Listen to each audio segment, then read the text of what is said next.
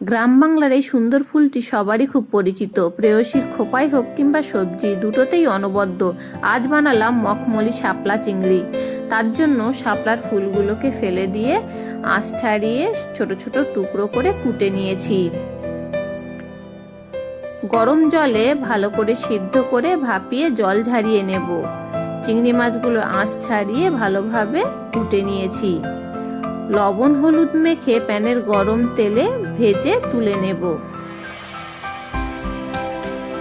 ওই গরম তেলেই দিয়ে দেব দুটো শুকনো লঙ্কা কুচি, পেঁয়াজ কুচি ও রসুন বাটা।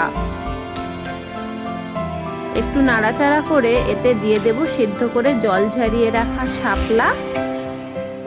তাতে একে একে যোগ করব লবণ, হলুদ গুঁড়ো আর সামান্য চিনি।